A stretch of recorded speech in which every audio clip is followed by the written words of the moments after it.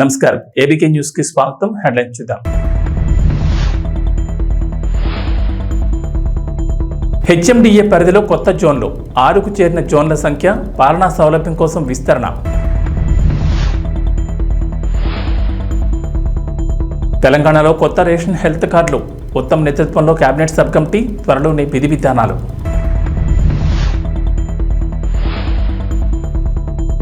ఏపీలో సచివాలయాల ఉద్యోగుల రేషనలైజేషన్ ఆంధ్రప్రదేశ్ ప్రభుత్వం త్వరలోనే కీలక నిర్ణయం.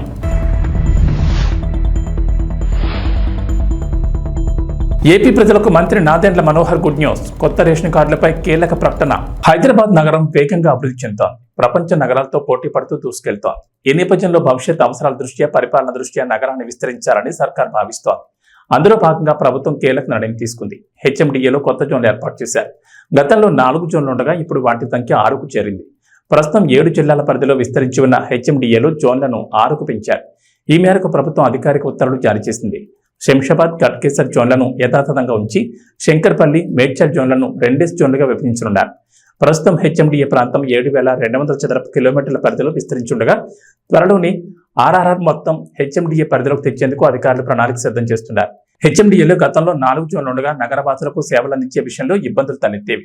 తగినంత మంది సిబ్బంది లేకపోవడంతో అప్లికేషన్ల పరిచయంలో తీవ్ర జాప్యం చోటు చేసుకునేది. తాజాగా జోన్లను విభజించడంతో పాటుగా అదనపు సిబ్బంది నియామకానికి ప్రభుత్వం ప్రణాళిక సిద్ధం చేస్తున్నారు. తెలంగాణలో కొత్త రేషన్ కార్డులు, ఆరోగ్యశ్రీ హెల్త్ కార్డుల జారీ కోసం ప్రభుత్వం కీలక నిర్ణయం తీసుకుంది. జారీ ప్రక్రియ, నియమ నిబంధనల కోసం మంత్రులకు ఉపసంఘాన్ని ఏర్పాటు చేసింది. ఈ కేబినెట్ సబ్ కమిటీకి తెలంగాణ సివిల్ సప్లై శాఖ మంత్రి ఉత్తమ్ కుమార్ రెడ్డి చైర్మన్ గా వ్యవహరించనున్నారు.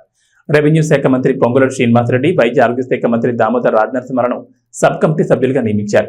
ఈ మేరకు రాష్ట్ర ప్రభుత్వం గురువారం ఉత్తర్వులు జారీ చేసింది. కాగా కొత్త రేషన్ హెల్త్ కార్డులను వేరువేరుగా ఇస్తామని రేవంత్ ప్రభుత్వం ఇప్పటికే ప్రకటించింది. వీటికి ఎవరిని అర్హులుగా ఎంపిక చేయాలనే విషయంపై సబ్ కమిటీ ఏర్పాటు చేస్తామని ఇటీవల అసెంబ్లీలో సీఎం రేవంత్ ప్రకటించారు. అందులో భాగంగా తాజాగా మంత్రులకు ఉపసంఘాన్ని ఏర్పాటు చేయగా ఆ కమిటీ సభ్యులు అధ్యయనం చేసి విధి విధానాల్ని సిఫార్సు చేయనున్నారు. ప్రస్తుతం తెలంగాణలో 89 లక్షల పైచిలకు రేషన్ కార్డులు ఉన్నాయి. తాజాగా అర్హులు మరో 20 నుంచి 30 లక్షల కుటుంబాలు ఉంటాయని ప్రభుత్వ పెద్దలు అంచనా వేస్తున్నారు. ఈ నేపథ్యంలో రేషన్ కార్డులను అర్హులకి ఇచ్చేందుకు ప్రభుత్వం ప్రత్యేకంగా కేబినెట్ సబ్ కమిటీని ఏర్పాటు చేసింది. ఇప్పటికే ప్రజాపాలన ద్వారా అర్హుల నుంచి దరఖాస్తులు స్వీకరించగా విధి విధానాలు ఖరారైన తర్వాత కార్డులు మంజూరు చేయనున్నారు. ఇక ఆరోగ్యశ్రీ పరిమితిని 5 లక్షల నుంచి 10 లక్షలకు పెంచిన విషయం తెలిసిందే. ఆరోగ్యశ్రీ కార్డుకు రేషన్ కార్డు లింక్ అవసరం లేదని ఇదివరకే ప్రభుత్వం స్పష్టం చేసింది. ఆంధ్రప్రదేశ్ ప్రభుత్వం కీలక నిర్ణయం దిశగా అడుగులు వేస్తోంది. గ్రామ వార్డు సచివాలయాల వ్యవస్థలో ప్రక్షాళనలో భాగంగా రేషనలైజేషన్ దిశగా అడుగులు పడుతున్నాయి. రాష్ట్ర వ్యాప్తంగా చిన్న పంచాయతీల్లో తక్కువ మంది, పెద్ద పంచాయతీల్లో ఎక్కువ మంది ద్వారా ప్రజలకు సేవలు అందించేలా ఆలోచనలు చేస్తోంది. మొత్తం 1.61 లక్షల మంది కార్యదర్శుల్ని అవసరాలకు అనుగుణంగా ప్రభుత్వం వినియోగించుకోనుంది. రాష్ట్ర వ్యాప్తంగా గ్రామ సచివాలయాల్లో డిజిటల్ అసిస్టెంట్, సంక్షేమ కార్యదర్శి, మహిళా సంరక్షణ కార్యదర్శులు, వార్డు సచివాలయాల్లో పరిపాలన, శానిటరీ, విద్య, సంక్షేమ, ఆరోగ్య, మహిళా సంరక్షణ కార్యదర్శులు, ఏఎన్ఎం, వీఆర్ఓ ఉండేలా ప్రతిపాదించేలా అవకాశం ఉంది. వారిలో ఒకరిని డీడీవ్యూగా నియమిస్తారు. మిగిలిన కార్యదర్శులను క్లస్టర్ వ్యవస్థలో వినియోగించుకోవాలని ప్రభుత్వం ఆలోచన చేస్తోంది. గ్రామ వార్డు సచివాలయాల్లోని పలు పోస్టులను రద్దు చేసి మాతృశాఖలు విలీనం చేసే అవకాశం ఉందంటున్నారు. Engineering assistant, agriculture, horticulture assistant, village surveyor అసిస్టెంట్లు, పశుసంవర్ధక సహాయకులు తదితర పోస్టులను రద్దు చేసి క్లస్టర్ విధానంలో మాతృశాఖలో అధీనంలో పనిచేయించే అవకాశం ఉందంటున్నారు. అలాగే పంచాయతీ కార్యదర్శులను పంచాయతీరాజ్ కింద గ్రామ పంచాయతీలకు పరిమితం చేసే ఆలోచన ఉందని చెబుతున్నారు. ఆంధ్రప్రదేశ్ ప్రభుత్వం మరో కీలక నిర్ణయం తీసుకుంది. త్వరలో కొత్త రేషన్ కార్డులు జారీ చేసేందుకు సిద్ధమైంది. ఇప్పటికే ఆ ప్రక్రియ ప్రారంభించామని, డిజైన్ పూర్తి కాగానే అందిస్తామన్నారు మంత్రి నాదెండ్ల మనోహర్. మంత్రి ఢిల్లీ పర్యటనలో ఉన్నారు. కేంద్ర మంత్రుల్ని కలిశారు. అయితే రేషన్ కార్డులకు సంబంధించి కీలక ప్రకటన చేశారు. అలాగే కొత్తగా వివాహమైన జంటలు కొత్త రేషన్ కార్డు కోసం దరఖాస్తు చేసుకుంటే వారికి ప్రాధాన్యత ఇస్తామని తెలిపారు. అర్హత ఉన్న వారికి త్వరలోనే కొత్త రేషన్ కార్డులు అందిస్తామని, త్వరలోనే కొత్త రేషన్ కార్డులకు సంబంధించి మరింత క్లారిటీ ఇస్తామంటున్నారు. గత వైఎస్ఆర్సీపీ ప్రభుత్వం రేషన్ డోర్ డెలివరీ అంటూ 1800 కోట్లు వృధా చేసిందన్నారు మంత్రి మనోహర్. రాష్ట్రంలో రేషన్ డోర్ డెలివరీపై మంత్రివర్గ సమావేశంలో చర్చించి నిర్ణయం తీసుకుంటామన్నారు. గత ప్రభుత్వం హయాంలో కొంతమంది రేషన్ బియ్యాన్ని గ్రీన్ ఛానల్ ద్వారా అక్రమంగా తరలించి కోట్లు కొల్లగొట్టారని ధ్వజమెత్తారు. గత ప్రభుత్వ హయాంలో ధాన్యం కొనుగోలులో రైతులకు అన్యాయం జరిగిందని, రైతుల నుంచి పంట సేకరించి వారికి డబ్బులు చెల్లించలేదన్నారు. రైతులు పండించిన ప్రతి గింజను కొనేందుకు ఏర్పాట్లు చేస్తున్నామన్నారు మంత్రి. రేషన్ కార్డు తొలగించారు. ఎవరైతే అర్హత ఉన్న లబ్ధిదారులు ఉన్నారో వాళ్ళకి ఆ అర్హత కలగకుండా చేశారు. మేము ఆల్రెడీ ఇనిషియేట్ చేసాం. కొత్త రేషన్ కార్డు డిజైన్ చేస్తున్నాం. ఆ కొత్త రేషన్ కార్డు డిజైన్ అవ్వగానే ముందుగా ఎవరైతే వివాహం చేసుకుని పాపం 2 కుటుంబాల నుంచి వచ్చిన వ్యక్తులు ఒక రేషన్ కార్డులో ఉండాలని కోరుకుంటారో వాళ్ళకి ఆ వెసులుబాటు కల్పించే విధంగా త్వరలోనే ఒక కార్యక్రమం చేపట్టబోతున్నాం రాష్ట్ర వ్యాప్తంగా. సో కొత్త రేషన్ కార్డులు జారీ డెఫినెట్గా చేస్తాం. పౌర సరఫరాల శాఖలో దాదాపు 40,000 కోట్ల రూపాయలు అప్పులు చేసి ఈ ప్రభుత్వం వెళ్ళిపోయింది. గత ప్రభుత్వం 5 సంవత్సరాలు 40,000 కోట్ల రూపాయలు. అందులో ఇంకా ఆశ్చర్యకరమైన విషయం ఏంటంటే ధాన్యం కొనుగోలు చేసి రైతులకి 1,674 కోట్ల రూపాయలు బకాయిలు చేసి వెళ్ళిపోయారు. సో ఆ మార్పులను తీసుకొస్తున్నాం.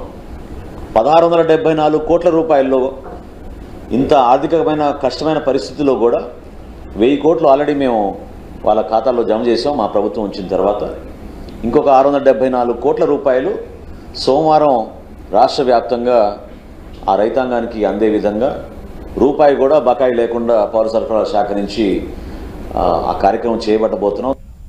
రాజీవ్ గాంధీ సివిల్స్ అభయహస్తం పథకం దరఖాస్తు గడువును పెంచుతూ సింగరేణి కాలనీ సంస్థ చైర్మన్ ఎండి ఎన్ బలరాం ఒక ప్రకటన విడుదల చేశారు. ఈ పథకానికి అప్లై చేసుకునేందుకు గడువు మంగళవారంతో ముగిగా దాన్ని ఆగస్టు 12వ తేదీ వరకు పొడిగిస్తున్నట్లు ఎన్ బలరాం స్పష్టం చేశారు.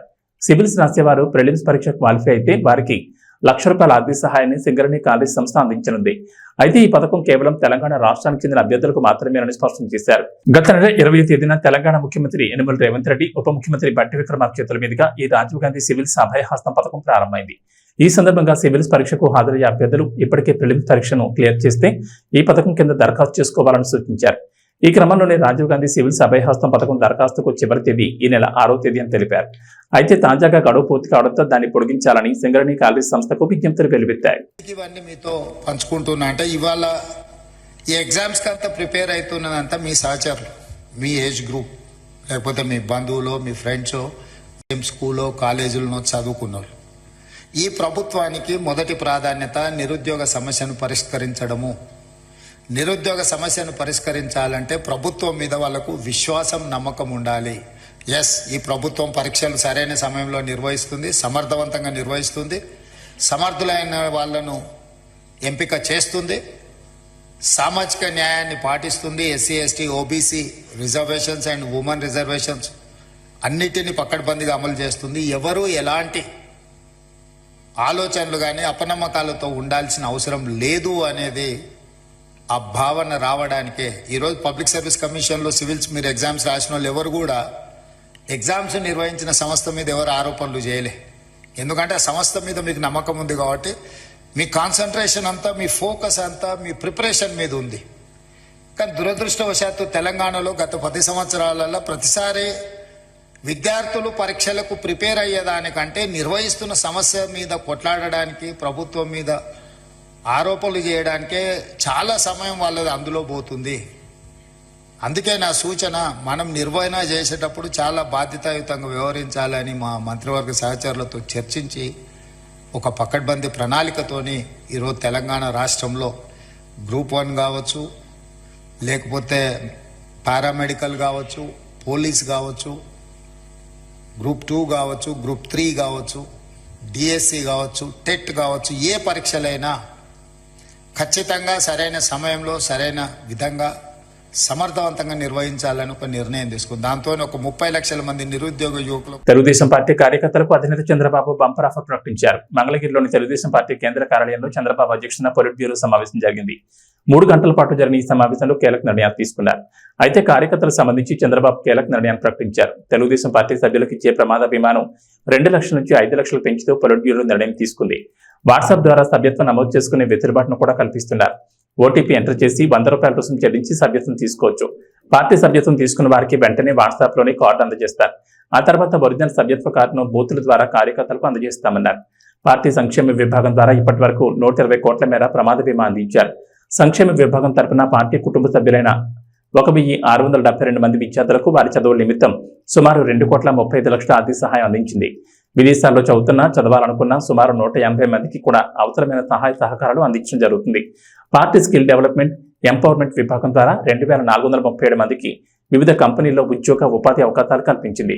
ఎన్ఆర్ఐ, టీడీపీ విభాగం ద్వారా 2,000 మందికి శిక్షణ ఇచ్చి 850 మందికి, రాష్ట్రాల్లో 200 మందికి విదేశాల్లో ఉద్యోగాలు వచ్చాయి. భవిష్యత్తులో కార్యకర్తలు వారి కాళ్ల మీద వారు నిలబడే విధంగా ఎంపవర్మెంట్ చేయాలని నిర్ణయించారు. కార్యకర్తల కుటుంబాల విద్య, వైద్య, ఉపాధి కోసం పార్టీ అండగా ఉంటుందని చంద్రబాబు తెలిపారు. నందమూరి బాలకృష్ణ ప్రస్తుతం నెట్టింట్లో సినిమాలతో ఫుల్ బిజీగా ఉన్నారు. సినిమాలు, ఓటీటీలో షోలు అంటూ బాలయ్య దుమ్ము లేపేస్తున్న సంగతి తెలిసిందే. బాలయ్యలోని 2వ కోణాన్ని అన్స్టాపుల్ షో అందరికీ పరిచయం చేసింది. బాలయ్య ఎంత అల్లరి చేస్తారు, అందరితో ఎంతో సరదాగా ఉంటారన్నది అందరికీ అర్థమైంది. అన్స్టాపుల్ షోలో బాలయ్య ఆడిన ఆటలు, గెస్టులతో ఆడించిన ఆటలు, పెట్టించిన ముచ్చట్లు ఎంతగానో వైరల్ అయ్యాయి. ఇప్పటికి 2 సీజన్లు, ఒక లిమిటెడ్ ఎడిషన్ కు మంచి ఆదరణ దక్కింది. ఇక ఇప్పుడు కొత్త సీజన్ కు సంబంధించిన అప్డేట్ వచ్చింది. బాలయ్య మరోసారి ఆహాలో సందడి చేయబోతున్నారు. ఈసారి కూడా పొలిటికల్ గెస్టులు తీసుకొచ్చేలా ఉన్నారు. అసలే ఇప్పుడు ఏపీలో కూటమి ప్రభుత్వం ఉంది. దీంతో బాలయ్య సినీ పొలిటికల్ టచ్ తో ఈ సీజన్ రఫ్ఫాడించేలా ఉన్నారు. గత సీజన్లో బాలయ్యతో చంద్రబాబు, పవన్ కళ్యాణ్ వంటి వారు ఈ షోలో సందడి చేశారు. మహేష్ బాబు, బాలయ్య ఎపిసోడ్ ప్రభాస్తో బాలయ్య పెట్టిన ముచ్చట్లు బాగానే హైలైట్ అయ్యాయి. ప్రభాస్, మహేష్ బాబు, పవన్ కళ్యాణ్ ఎపిసోడ్ల టైంలో అయితే ఆహా సర్వర్ క్రాష్ అయిపోయింది. అంతలా జనాలు ఎగబడి ఆ సీజన్ చూశారు. ఇండియాలో అన్స్టాపబుల్ షో కొత్త రికార్డులు క్రియేట్ చేసిన సంగతి తెలిసిందే. ఇక ఇప్పుడు బాలయ్య మరోసారి అందరినీ అలరించేందుకు రెడీ అవుతున్నారు. ఈసారైనా చిరంజీవి, బాలయ్య ఎపిసోడ్ వస్తుందేమో చూడాలి.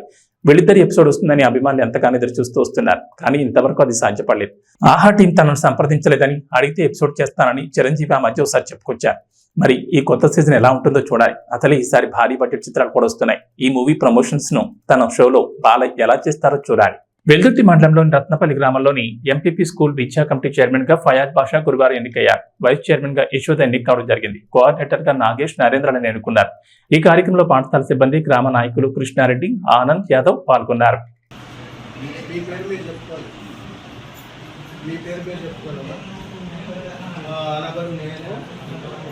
పాఠశాల యాజమాన్య కమిటీ సభ్యులుగా చైర్పర్సన్గా వైస్ చైర్పర్సన్గా పాఠశాల అభివృద్ధికి అనగా విద్యార్థుల నమూనాలను పెంపొందించడంలో, గుణాత్మక విద్యను పెంపొందించడంలో, పిల్లల రోజువారీ హాజరును పెంపొందించడంలో, బాలికల విద్యను అభివృద్ధి పరచడంలో పిల్లలు బాగా తింటున్నారు. చూస్తున్నాం ఈరోజు ఇద్దరు చేస్తుంది. పిల్లలైతే పాడేయడం లేదంటే అర్థం మనకు బాగా తింటున్నారు, బాగా చేస్తున్నారు. వాళ్ళు కూడా చెప్పినట్టు విషయాలు ఒకసారి ఇలా చెప్పినట్టు అనే దాని గురించి కూడా వాళ్ళు అడిగి వాళ్ళు కూడా చేయడం జరుగుతుంది. ఎందుకంటే మనం చిన్నపిల్లలు కదా, మనమే చిన్నపిల్లలు కొంచెం బాగుంటేనే తినాలి, లేకుంటే పడేసుకోవడం. నాకు గుర్తుగా తిరిగిపోతారు. మన పిల్లలైనా మన ఇంట్లో అయినా సరే అదే జరుగుతుంది. కానీ బాగానే ఉంటున్నారు, వాళ్ళు కూడా బాగానే చేస్తున్నారు. మెనూ ప్రకారం చేస్తున్నారు. మెనూ ప్రకారమే వంట చేయడం కూడా జరుగుతుంది. కాకపోతే వాళ్ళకి 2 నెలలు అవుతుంది బిల్లులు మళ్ళీ. ఎందుకంటే ప్రతి నెలకి వచ్చేసి 7,000 ఖర్చు అవుతుంది. ఎక్కడ తెచ్చుకుంటే వాళ్ళు ఏంటి వాళ్ళ గురించి ఖాతాలు ఎత్తి తెచ్చుకుంటున్నారు. జిల్లా పరిషత్ బాలికల ఉన్నత పాఠశాల విద్యా కమిటీ చైర్మన్ గా మద్దమ్మ, వైస్ చైర్మన్ గా రామకృష్ణ, డోన్పట్నంలోని జిల్లా పరిషత్ బాలికల ఉన్నత పాఠశాలలో విద్యా కమిటీకి చెందిన ఎన్నికలు తల్లిదండ్రుల సమక్షంలో 6వ తరగతి నుంచి 10వ తరగతి వరకు 3 సభ్యులతో మొత్తం 15 మంది కమిటీ సభ్యులను ఎన్నుకున్నారు.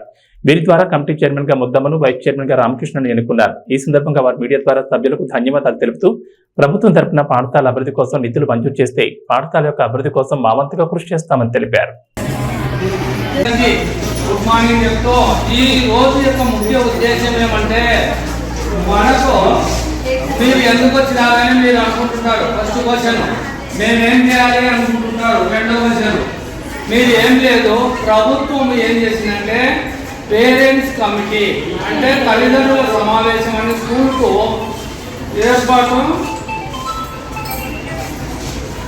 ఏర్పాటు చేయవలసిన సమయం వచ్చింది. ప్రభుత్వము ఇక్కడ మీరు ప్రతి పేరెంట్ ఈ స్కూల్ యొక్క బాగోగులు ప్రశ్నించడానికి అవకాశం ఉంటుంది. బాగోగులు అంటే చదువుల విషయంలో కానీ మనం పెట్టే ఫుడ్ విషయం కానీ పరిశుభ్రత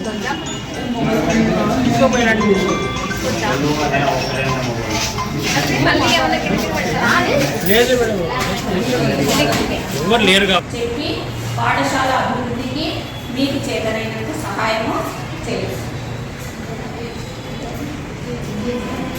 దీనివల్ల మీకు ఎటువంటి జీతం కాదు, ఎటువంటి ఆర్థిక లబ్ధి దీనివల్ల మీకు ఉండదు. కేవలము సేవా దృక్పథంతో మనము మన ఊర్లో ఉన్న పాఠశాల అభివృద్ధి కొరకు మనం చేసే పని. ఇప్పుడు నేను మాట్లాడిన విషయాలన్నీ అర్థమైనా అనుకుంటాను. ఏమైనా డౌట్స్ ఉంటే అడగచ్చు. మీరు ఇప్పుడు ఎవరు చైర్మన్గా కానీ చైర్పర్సన్ కానీ అంటే ఏం తేడా అంటే, చైర్పర్సన్ అంటే లేడీ, చైర్మన్ అంటే school committee chairman gents.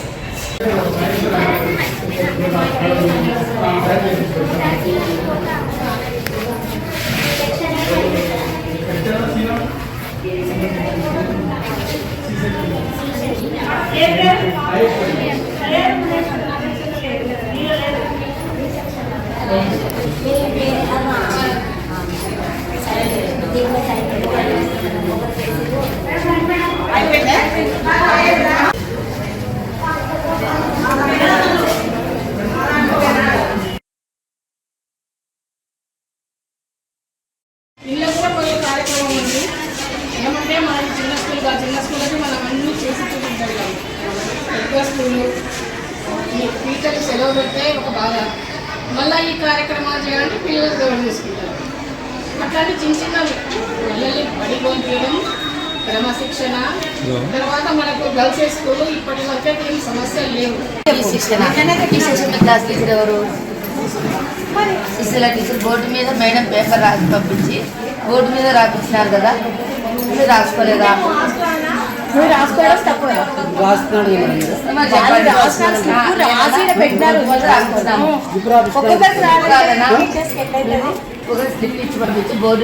Malkajgiri నియోజకవర్గం 137 వినాయక్ నగర్ డివిజన్ దీన్ దయాళ్ నగర్ లో గత 4 ఏళ్ల క్రితం భారీ వర్షాలకు సైకిల్ తొక్కుతూ వచ్చిన చిన్నారి సుమేధ నాలాలో పడిపోయి బండ చెరువులో శవమై తేలింది. అప్పుడు కొంతమంది అధికారులు నామమాత్రపు చర్యలతోనే సరిపెట్టారు. మళ్లీ వర్షాకాలంలో ఇలాంటి దుర్ఘటన పునరావృతం కాకూడదని సుమేధ ఉదంతాన్ని దృష్టిలో పెట్టుకుని ఎమ్మెల్యే మర్రి రాజశేఖర రెడ్డి అధికారులతో కలిసి దీన్ దయాళ్ నగర్ లో పర్యటించి నాలా పూడిక అట్టడుగు నుండి తీస్తేనే వరద నీటి ప్రవాహం కాలంలోకి చేరకుండా ఉంటుందని, అట్టడుగు నుండి పూడిక తీసి నాలాలో నుంచి చెత్తను పూర్తిగా తొలగించాలని అధికారులకు ఖచ్చితమైన ఆదేశాలు ఇచ్చారు. జరుగుతున్న పూడికతీత పనులను ఎమ్మెల్యే స్వయంగా తానే లోతైన నాలాలోకి దిగి పర్యవేక్షించారు. ఈ సందర్భంగా ఎమ్మెల్యే మాట్లాడుతూ గతంలో నాలా పూడిక తీయకుండా ఉండడంతో చెత్త పేరుకుపోయి వరద నీరు రోడ్లపైకి రావడంతో సుమేధ ఉదంతం జరిగిందని, ఇకపై అలాంటి సంఘటనలు జరగకుండా ఎప్పటికప్పుడు అధికారులతో సమీక్షా సమావేశాలు నిర్వహిస్తానని చెప్పారు.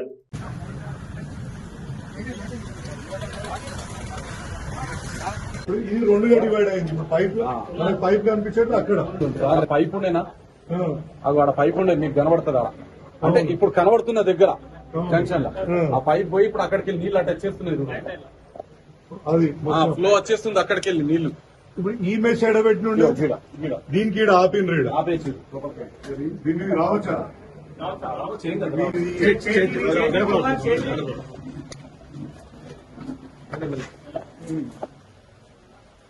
అది అవతల అవతల దీని ఇప్పుడు పోతాం అక్కడికి వెళ్తాం. ఇదంతా సెంటే కదా పైన చెత్తలు అవి బట్టలు ఓకే. అది తీసుకుంటాం, లోపల సీట్ కూర్చుని ఉన్నది ఆ పైన ఉన్నాయని తీసుకుంటే అవి తీసేస్తాం. మీకు చూడండి ఇది తీసుకోండి. ఈ 4-5 పోయేటట్టు ఉన్నాయి కదా. 4 ఇవి కాదు సార్, పైన స్లాబ్ ఉంటుంది. అచ్చా మీరికేం బండ్లు పోతాయి. మౌంటాన్ తీసి ఓకే ఓకే కుంగిపోయే ఛాన్సెస్ ఉన్నాయి. చాలా క్లియర్ ఉంది. మనం ఈ సెంటర్ తీస్తే అసలు నీళ్ళు ఆగే ఇంకా నీళ్ళు ఆగే పరిస్థితే లేదు.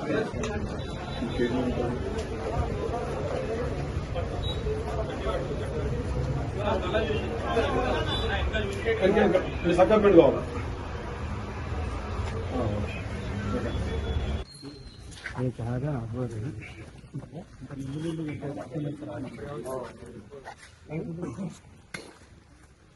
ఈ ఫిల్ట్ వెళ్ళిపోతే నాకు తెలిసి ఇది మునగదు అంతే. మొన్న వీళ్ళకి మంచి పని చేసేది సార్, పెట్రోల్ బంక్ దగ్గరికి అది చేసింది కదా, పోలు స్తంభము పై పడము ఉండాడు చేస్తున్నాం. ఒక చూడు అట్లా దిగిండు కదా మనిషి, చేస్తుడు కదా, ఇళ్ళకి ఒక్కొక్కటి అవుతుంది.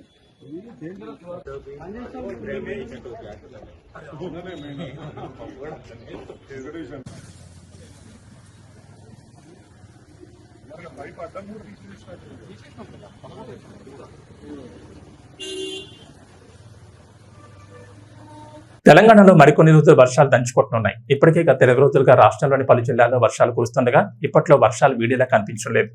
బంగాళాఖాతంలో ఏర్పడిన ఉపరితల ఆవర్తనంతో కారణంగా తెలంగాణలో నేటి నుంచి 2 రోజులు భారీ వర్షాలు కురుస్తాయని హైదరాబాద్ వాతావరణ కేంద్రం అధికారులు వెల్లడించారు. కొన్ని జిల్లాల్లో కొండపాత వర్షాలు కూడా ఛాన్స్ ఉందని చెప్పారు. నేడు మంచిర్యాల, నిర్మల్, నిజామాబాద్, జగిత్యాల, ఆదిలాబాద్, కొమరంభీం, ఆసిఫాబాద్, రాజన్న సిరిసిల్ల, మహబూబ్ నగర్, వనపర్తి, ఖమ్మం, మహబూబాబాద్, సూర్యాపేట, వికారాబాద్, జయశంకర్, భూపాల్పల్లి, ములుగు, భద్రాద్రి కొత్తగూడెం, సంగారెడ్డి, కామారెడ్డి, నారాయణపేట జిల్లాలో భారీ వర్షాలు కురిసే ఛాన్స్ ఉందని చెప్పారు. ఈ మేరకు ఆయా జిల్లాలకు ఎల్లో అలర్ట్ జారీ చేశారు. ఏబీ బులెటిన్ విశేషాలు. నమస్కారం.